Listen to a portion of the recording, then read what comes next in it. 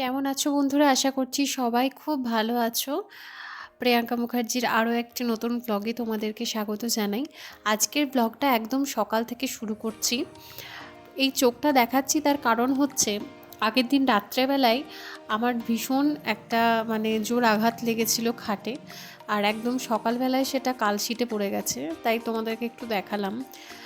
কালশিটে পড়েছে তাতে দুঃখ নেই, এত ব্যথা পেয়েছি, এত কষ্ট পেয়েছি, সেটা বিশাল ছিল একদম। খুব জোর আঘাত লেগেছে। আর তারপরে এই শীতের দিন, বুঝতেই পারছো। তাতেই বা কী, কাজ তো কাজের মতো করতেই হবে। তো সকালে একটু রান্না বান্না করতে শুরু করেছিলাম, তখনই চলে এলো আমার একটা পার্সেল।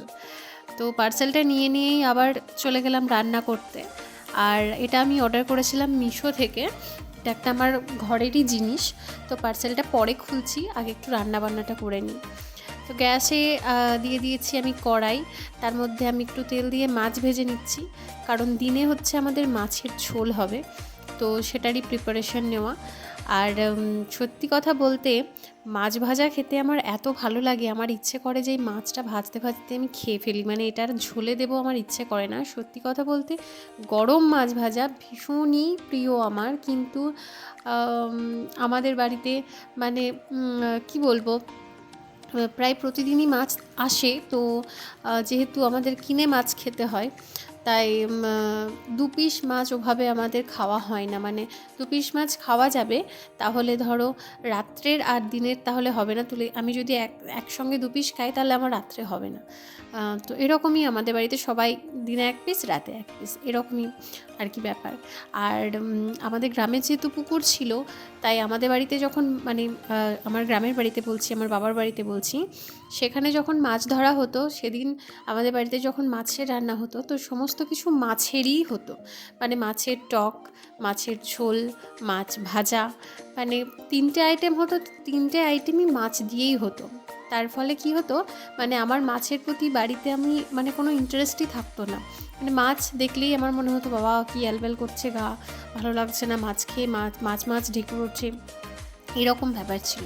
কিন্তু তারপরে আমি এ বাড়িতে যখন বিয়ে হয়ে আসি, তারপর মাছের প্রতি আমার ভালোবাসা অটোমেটিক বেড়ে যায়। কারণ এই রকমভাবে একবার মাছ খেতে পাবো, রাতে একবার মাছ খেতে পাবো। তো এই করে করে আমার কিন্তু বেশ মাছের প্রতি আগ্রহ বেড়ে যায়, না পেলে যা হয় আর কি। তো কিছু করার নেই, এইভাবেই এখন আমাদের চলছে।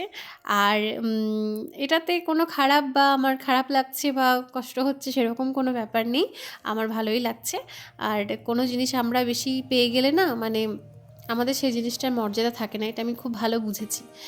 আর পার্সেলটা তো তোমাদেরকে দেখিয়েই দিলাম। আমার ওই ঘর সাজানোর একটা জিনিস ছিল আর কি, ওই তাক টাইপের আর কি, ওর ওপরে ফুলদানি টুলদানি রাখবো। তো এইদিকে মাছের ঝোলও হয়ে গেছে, সব কিছুই হয়ে গেছে। আর রাত্রের খাবারটাও বানাবো। কিন্তু তার আগে আমি গিয়েছিলাম হচ্ছে একবার বাজার। তো বাজার থেকে ফিরে আমি এই রাত্রের খাবারটা একবারেই বানিয়ে ফেলছি আর কি। তো তার জন্য রাত্রে হবে ডিম, কারণ মাছটা সেদিনই শেষ হয়ে গেছিলো দিনের বেলাতেই। তো তার জন্য রাত্রে হচ্ছিল ডিম। তো তার জন্য আমি ডিম আর আলুটাকে সেদ্ধ করতে দিয়েছি। আর এদিকে হচ্ছে রসুন ছাড়িয়ে নিচ্ছি। আমার কিন্তু রসুন ছাড়াতে খুব ভাল লাগে। তোমাদের কার কার রসুন ছাড়াতে ভাল লাগে জানিও তো।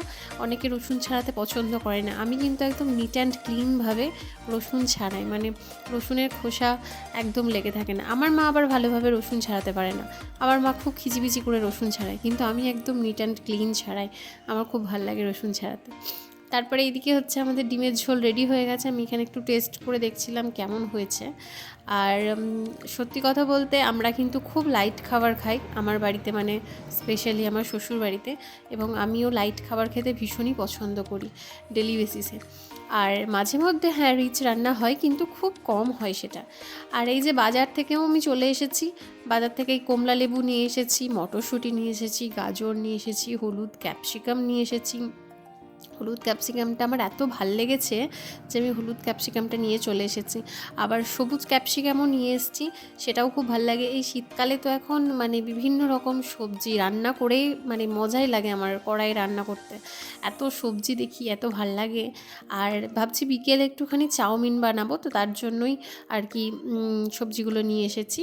আর এদিকে আমলাটা যে আমি কী মরতে কিনলাম, কোনো ফ্রিজেই পড়ে আছে, কোনো কাজেও লাগছে না। আর এত টক টক, আমি জানতাম না আমলা এত টক হয়, আমি খেয়ে দেখলাম বিশাল টক।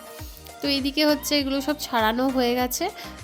আর দেখো আমার কাণ্ড, আমি হচ্ছে হাত সেঁকছি, মানে কি বলবো, এত ঠান্ডা পড়ে গেছে, মানে হাতগুলো ঠান্ডা হয়ে যাচ্ছে, পাগুলো ঠান্ডা হয়ে যাচ্ছে, মনে হচ্ছে যেন এরকমভাবে কড়াই বসিয়ে দিয়ে হাতগুলোকে এরকমভাবে সেঁকে নিই। তো তারপরে এইদিকে হচ্ছে আমার সবজিগুলো দেখো, কড়াইটা কি সুন্দর লাগছে না, মানে এত রং বেরঙের সবজি। এদিকে সবজি টবজি ভাজা হয়ে গেছে, পাস্তাও বানানো হয়ে গেছে ওর জন্য। আর আমিও একটু পাস্তা টাস্তা খেয়ে নিয়ে একদম বেরিয়ে যাব গান শেখানোর জন্য। আর কিছু বলার নেই, এইটুকুই হচ্ছে আমার ব্লগ আজকে। ভিডিও ভালো লাগলে অবশ্যই কিন্তু লাইক, কমেন্ট অ্যান্ড শেয়ার করো। সবাই ভালো থেকো, টাটা।